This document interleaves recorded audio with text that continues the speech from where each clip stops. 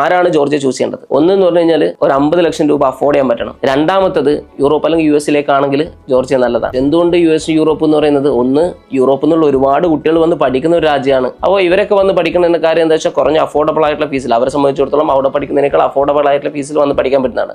അപ്പോൾ ഇവരെല്ലാം തിരിച്ച് യൂറോപ്യൻ യൂണിയനിലേക്ക് പോകാൻ അല്ലെങ്കിൽ US പോകാൻ ആഗ്രഹിക്കുന്ന ആൾക്കാരാണ്, UK പോകാൻ ആഗ്രഹിക്കുന്ന ആൾക്കാരാണ്. അപ്പോൾ ഇവർ ഓൾറെഡി ആ ഒരു പാത്വേയിലേക്ക് പോകുന്നതാണ്. അപ്പോൾ ആ ഒരു പിയർ പ്രഷർ അവിടെ ഉണ്ട്, ആശിൽ പറഞ്ഞ പോലെ. മൂന്നാമത്തെ ഒരു കാര്യം, മിഡിൽ ഈസ്റ്റിലേക്ക് സെറ്റിൽ ചെയ്യാൻ ആഗ്രഹിക്കുന്ന ആൾക്കാർ ജോർജിയ എടുക്കുന്നത് ഒരു ഓപ്ഷൻ, ഒരു നല്ല ഓപ്ഷൻ തന്നെയാണ്. കാരണം പേരൻസിന് വന്നു പോവാം, ആ ഒരു കാര്യമുണ്ട്. പിന്നെ അതേപോലെ തന്നെ അവിടെ പഠിച്ച ഒരുപാട് ഡോക്ടേഴ്സ് ഓൾറെഡി മിഡിൽ ഈസ്റ്റിൽ വർക്ക് ചെയ്യുന്നുണ്ട്.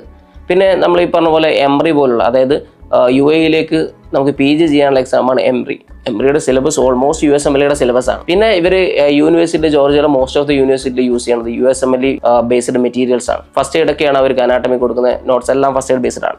ടീച്ചേഴ്സ് മോസ്റ്റ്ലി USMLE ക്വാളിഫൈഡ് ആണ് അല്ലേ. അതുകൊണ്ട് തന്നെ എന്താണെന്ന് വെച്ച് കഴിഞ്ഞാൽ കുട്ടികൾക്ക് പൊതുവെ പറയാറുള്ള USMLE റെഫറൻസിനെല്ലാം ടീച്ചേഴ്സിനോട് കോൺടാക്ട് ചെയ്താൽ മതി. ടീച്ചേഴ്സിന് അവരെ ഗൈഡ് ചെയ്യാൻ പറ്റും. പ്രത്യേക പല യൂണിവേഴ്സിറ്റികളും USMLE ഗൈഡൻസ് യൂണിവേഴ്സിറ്റി ആയിട്ട് കൊടുക്കുന്നുണ്ട്. പക്ഷേ എന്നാൽ എല്ലാ യൂണിവേഴ്സിറ്റി അങ്ങനെയല്ല. പിന്നെ അടുത്തൊരു കാര്യമാണ്, നമ്മുടെ ആ ഒരു കൾച്ചറുമായിട്ട് അങ്ങ് അഡോപ്റ്റ് ആവാൻ പറ്റാത്ത ആൾക്കാരുണ്ട്. അപ്പോൾ ഇങ്ങനെയുള്ള കുട്ടികളെ സംബന്ധിച്ചിടത്തോളം അവർക്ക് ജോർജിയ നല്ലൊരു ഓപ്ഷനാണ്. കാരണം എന്താ വെച്ച് കഴിഞ്ഞാൽ നാട്ടിൽ അഡ്മിഷൻ കിട്ടിയിട്ട് അവിടുന്ന് ഡ്രോപ്പ് ചെയ്ത് പോയിട്ട് ജോർജിയയിൽ അഡ്മിഷൻ എടുത്ത കുട്ടിയുണ്ട്. അതിന്റെ കാരണം എന്താ വെച്ച് കഴിഞ്ഞാൽ ആ നാട് മോശമായതുകൊണ്ടോ നാട്ടിലെ എഡ്യൂക്കേഷൻ മോശമായതുകൊണ്ടോ അല്ല, ആ കുട്ടിക്ക് കൾച്ചർ അഡോപ്റ്റ് ചെയ്യാനുള്ള പ്രയാസം കൊണ്ടാണ്.